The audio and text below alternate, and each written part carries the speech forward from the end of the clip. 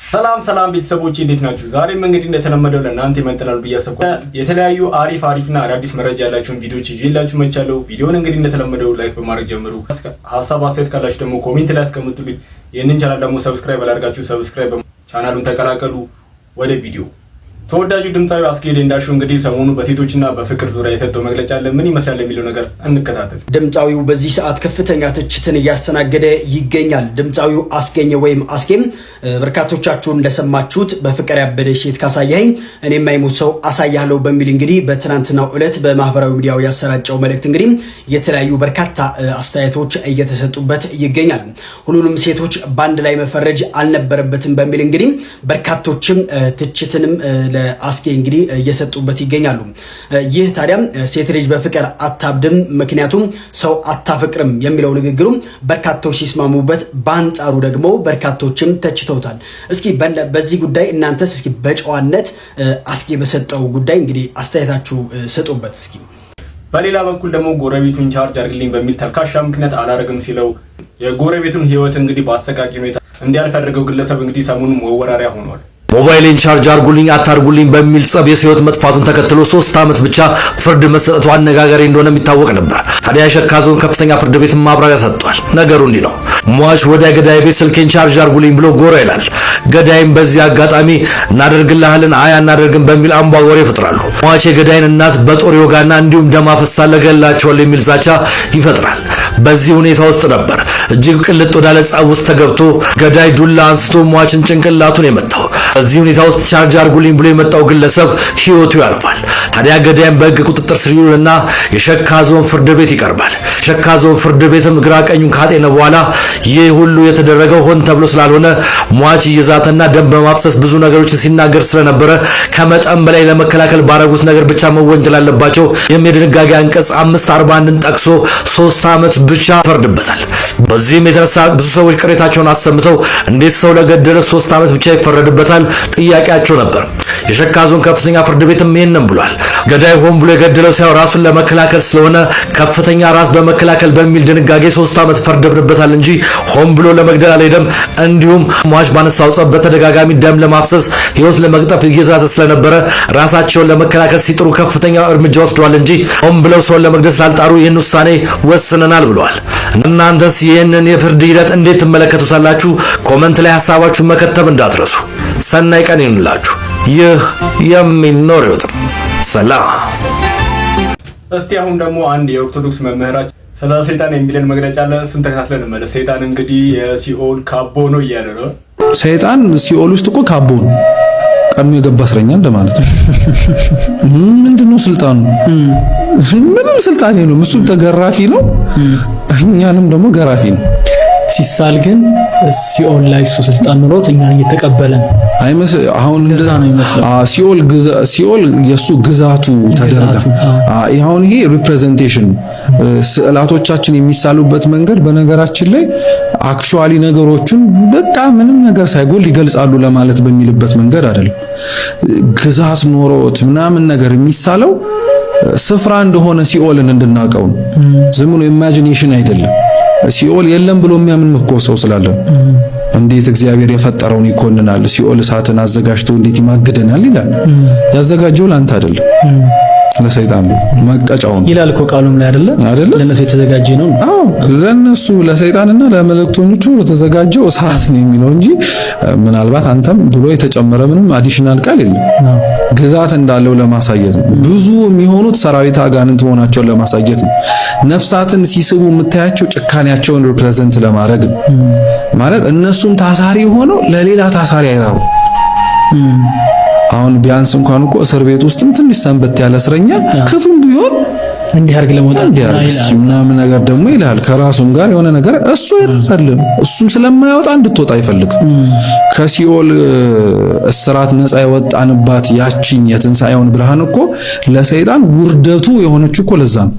ቴዲ አፍሮ እንግዲህ ሰሞኑን በእስራኤል ሀገር አፕሪል 30 በሚያዘጋጀው የሙዚቃ ድግስ ውስጥ ብዙ ትችት እየቀረበት ይገኛል። ከሱ ጋር በተያያዘም አንድ ቆየት ያለ ኢንተርቪው አለ። የ90ዎቹ ፍልስጤምና ስለ እስራኤል የሰጠው መግለጫ አለ። ምን ይመስላል የሚለው ነገር እንከታተል። ኢየሩሳሌም እንግዲህ ሁላችንም ከልጅነታችን ጀምሮ ከቴሌቪዥን ላይ ወይ ከሬዲዮ ላይ ጠፍቶ አያውቅም የነሱ ጉዳይ። እኔ ትምህርት ቤት ህፃን ሆኜ ሲሄድ ጠዋት በሬዲዮም ሆነ በምንም ዛሬ በኢየሩሳሌም ወይ በእስራኤልና በፍልስጤም እንደዚህ ይሄን ያህል ሰው ሞተ ከድሮ ጀምሮ የሚሰለችኝ ዜና ነው። ግን ብዙ የተዘጉ ደግሞ ጦርነቶች አሉ ተጀምረው ኢራቅና ኢራን አንድ ወቅት ልጆች ያስታውሳለሁ። እዛም እንዲህ ያለ ደግሞ የሳዳም ደግሞ ቅርብ ጊዜ እንደዚህ ያለ ይጠፋሉ። እነሱ ግን መቆሚያ የለውም እና የሚሞተው ሰው ደግሞ በመሃል ያሳዝነኛል። ያ ነገር ትንሽ አነሳሳኝና ጀመርኩኝ እና የቦታው ደግሞ የሃይማኖት ስፍራ መሆኑ ደግሞ በክርስቲያን እምነት ተከታይ ፍልስጤም ውስጥም ክርስቲያን ቢኖር ደግሞ አብዛኛው ሙስሊም ነው። እነሱም ደግሞ የራሳቸው ሃይማኖታዊ ታሪካዊ ቦታ አላቸው። ለምሳሌ ዘፈኑ ላይ ሰምቶልን አላክሳ የሚል ግጥም አለ። አላክሳ እንግዲህ ምናልባት አንተ ሙስሊም ስለሆንክ ሳታውቀው አትቀርም። የነሱ ታሪካዊ መስጊድ ነው።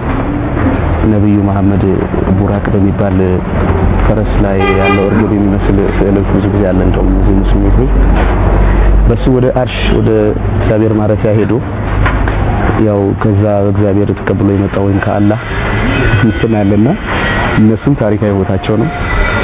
እኛም ደግሞ እንግዲህ ወይ ደግሞ በክርስቲያኑ እምነት ተከታይ ደግሞ የክርስቶስ መወለጃ ነው። ይሁዲዎች ደግሞ ያው መሬታችን ነው ይላሉ። ብዙ ታሪካዊ ቦታ አላቸው። የሰለሞን መቅደስ አለ እና ያ ነገር ውዝግቡን ይበልጥ አሳምረው ሃይማኖታዊ ልዩነት መኖሩ ዋና ቦታ መሆኑ እና ትንሽ በመሃል የሚሞተው ሰው ስለሚያሳዝን ነው። ሌላው ሰሞኑን መወራራ የነበረው ጉዳይ እንግዲህ አቡነ ገብርኤል ስለ እመቤታችን ስለ ቅድስት ድንግል ማርያም እጅግ አጸያፊ የሆነ መግለጫ አውጥቶ ነው። ሲኖዶሱም በይፋ ከስራ እንዳገቷቸው በይፋ ተናግረዋል። ከሱ ጋር በተያያዘ እሱና ፓስተር ሶፊ ደግሞ ስለ እመቤታችን ድንቅ ንግግር ያደረገው ኢንተርቪው አንድ ላይ ይዤላችሁ መጥቻለሁ። እንከታተል። ልብ በሉ፣ የስህተት ትምህርቶችን የሚያስተላልፉ ሰዎች ወይ አድርባዮች ናቸው፣ ወይ ሆዳም ናቸው፣ ወይ ሹመት ፈላጊዎች ናቸው፣ ወይ ምስጋና ፈላጊዎች ናቸው። ሐሳቧ ድንግል፣ ስጋዋ ድንግል፣ ልቡናዋ ድንግል የሆነች እመቤታችን ማን እንደላከው የማይታወቀው ሁሉ ሐሳብ አመጣ ቁጥር መረበሽ የለባቸው። ጭቃ ወርቅ ከጭቃ ሲገኝ ጭቃው እንደሌለበት ሁሉ ከተረገመው ከአዳም ልጅ ባህሪ ስትወለድ ርግማን ያላገኛት ንጽሕት ዘር ለስጋ በሚመች ፈጠራ ልቦለድ ለነገስታት በሚመች የሚሰብክ ከሆነ መምህራችን አይደለም። በሔዋን እምነት ትህትና ማጣት ሞት ወደኛ ገባ። በድንግል ማርያም ትህትና ሕይወታችን ክርስቶስ ከሷ እንዲወለድ ሆነ። ፋዲ ማለት ምን ማለት ነው ስለው ቤዛ ማለት ነው አለኝ። እኔ በጣም ነው የገረመኝ። እና ፋዲ እንኳን ቤዛ ተብሏል። እኔ እውነቴን እኮ ነው የምነግራችሁ ማለት ነው። ሰሞኑን እመቤታችን ቤዛ ትባላለች አትባልም የሚል ጥያቄ በጣም ብዙ ምዕመናን ስትጠይቁኝ ስለነበረ ሔዋን የሌላትን እምነት ይዛ በመገኘት የሔዋን ጠበቃዋ ድንግል ማርያም ናት፣ ቤዛዋ ናት። እኔ ተነካው ውጡልኝ የሚሉ አልነበሩም። የዛሬ ምናምን ዓመት ስለ ታምረ ማርያም፣ ቀጥሎ ስለ ገድለ ተክለ ሃይማኖት፣ ቀጥሎ ስለ እንትን፣ ቀጥሎ ጌታ እስከሚመጣበት ድረስ አዲስ ክደት አይመጣም። የሚመጣው ክደት ሁሉ ትናንት የተካደው ነው። መጽሐፍ ቅዱስ ከጠቀስክ እኮ መጽሐፍ ቅዱስ የሰበሰበውን ሊቅ ትምህርት ማመን አለብህ። መጽሐፍ ቅዱስን በጥብቅና የጠበቀው ቅዱስ ሄሬኔዎስ ነው። ቅዱስ ሄሬኔዎስ ሰብስቦ እንዲጠረዝ ያደረገው መጽሐፍ ቅዱስ እየጠቀስክ ሄሬኔዎስ የሚያምነውን ክርስቶስ፣ ሄሬኔዎስ ያመናትን ማርያም እንደ ሄሬኔዎስ ማስተማር አለብህ። ክርስቶስን ለመውደዳቸው ምግባር መስራት ሲያቅታቸው ክርስቶስ ስለሚወደኝ ምግባር አያስፈልገኝም የሚሉ እንግዲህ ሰው ሲጠፋ ነው እኛም አባ እየተባልን ያለው። ምዕመን ሽጠው እንጀራ የሚያጠራቅሙትን አይደለም፣ ራሳቸውን ሽጠው ትውልድ የሚያተርፉትን ነው። እስቲ አንድ የጭብጨባ ለድንቅ አባቶቻችን ውሳኔ። በጣም እናመሰግናለን። ኮሜንቱን እናመሰግናለን እያላችሁ ኮሜንቱን አጥለቅልቁልን። በቃ ነው። ክርስቶስ የመሰረታትን ቤተክርስቲያን ማንም ሊያድሳት አይችልም። ፍኖተ ጽድቅም ከዚህ በኋላ የኢትዮጵያ ኦርቶዶክስ ተዋሕዶ ቤተክርስቲያን ውስጥ ምንም አይነት ፕሊስ ባናያችሁ በቃ ቢወገዙ ደስ ይለኛል። እኛ አባትም በቃ ታግደዋል። በጣም ደስ የሚል ውሳኔ ነው። ቤተክርስቲያን አትታደስም። ማንም መጥቶ የሚፈነጭባት ቤተክርስቲያን የሚያድሳት ቤተክርስቲያን የለችም። ኦርቶዶክስን የምወድባት አንድ በጣም እንትን ያለኝ ኦርቶዶክስን የምወድባት በተለየ ማለት ኦርቶዶክስ ቤተክርስቲያንን ሳስብ የማከብርበት አንድ የተለየ ነገር አለ። ምን ይላል? አሁን እኛ ጋር ሲጠራ ወንጌል አማገስታ ኢየሱስ ክርስቶስ ጌታችን ምናምን። ኦርቶዶክስ ቤተክርስቲያን ግን ስትጠራው በጣም ነው የሚገርመኝ። ጌታችንና መድኃኒታችን ኢየሱስ ክርስቶስ እያለች ነው የምትጠራው። እነ ጳውሎስን እንኳን ስትል ሐዋርያው ቅዱስ ጳውሎስ እያለች ነው የምትጠራው። እንዴት እንደምደሰት አፌ ላይ ቢለምድልኝ እንዴት በተደሰትኩኝ። ይሄ ኦርቶዶክስ ቤተክርስቲያን ለሐዋርያቱ የምትሰጠው ክብር፣ ለጌታችን ለመድኃኒታችን ለኢየሱስ ክርስቶስ የምትሰጠው ክብር ምናምን፣ ስርዓቷ፣ አለባበሷ፣ ቅዳሴዋ ምናምን ኢየሱስ ተኮር ሲሆን እንዴት ነፍስ አይቀርብም። አንዳንዴ በመኪና እያለፍኩኝ በቃ ራሱ የኢትዮጵያ ኦርቶዶክስ ቤተክርስቲያን እኮ ለመተከዝ በቃ ራስን ለማዳመጥ ራሱ ደስ ይላል። የሆነ ደስ አይልም? ቦታው ጸጥ ያለ ነው። ሄደ እዛ መዝሙር እየሰማ ቁጭ ብለህ ራስን ሜዲቴት ታደርጋለህ። በቃ ራስን ታገኛለህ። እንዴት ደስ እንደሚል እንዴት እንደሚያስደስት የዛፎቹ የሚለው ሁሉ እጣኑ ምን ሆነ በጣም ነው የምደሰተው። ደስ ይላል። አለባበሳቸው፣ ሴቶቹ አለባበሳቸው በስነ ስርዓት፣ ወንዶቹ አለባበሳቸው፣ ስርዓታቸው። ኢትዮጵያ ኦርቶዶክስ ቤተክርስቲያን በዚህ የምትገርም የምትደንቅ ነች። እንዲች እንደ ፔኒን ከናታውጣላትም ስርዓቷ በጣም በጣም በጣም በጣም ነው የሚስማማኝ። የአስተምህሮ ልዩነት ቢኖርም ከስርዓት ጋር በተያያዘ ግን የኢትዮጵያ ኦርቶዶክስ ቤተክርስቲያን ወደር አይገኝላትም። በካቶሊክ ብትሄድ፣ በፕሮቴስታንት ብትሄድ፣ በጆቫ ዊትነስ ብትሄድ፣ በምናምን ብትሄድ አታገኝም። ይህን ስርዓት አታገኝም። ይህን ስርዓት አታገኝም።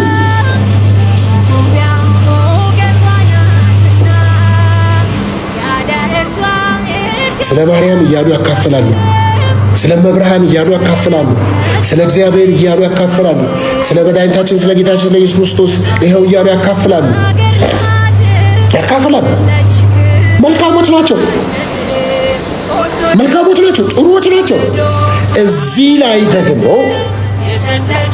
ኢየሱስ ክርስቶስን ሌላው ደግሞ ታላላቅ ሊቀ ጳጳስ አባቶቻችን ስለ መብታችን ስለ ቅድስት ድንግል ማርያም የሰጡት አንድ አሪፍ ንግግር አለ። እሱን እንመልከት። አለመማርም ይጎዳል፣ አለማወቅም ያስደነግጣል። አንጽሖ ሥጋሃ ቀዲሶኪሃ ማለት ምን ማለት ነው? ጥሬ መጽሐፍ ቅዱስ እያነበቡ መመሪያ የሌላቸው በሜዳ የተወለዱ ዘመናዊያን ሰባካያን ሲቸገሩ ሌላውንም ሲያስቸግሩ ይሰማሉ። ብዙ ጊዜ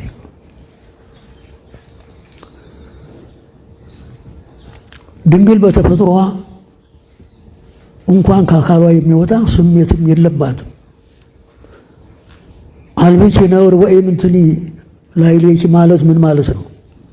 እስቲ የተማራችሁ አልብኪ ነውር ወይም እንትኒ ላዕሌኪ ሶሎሞን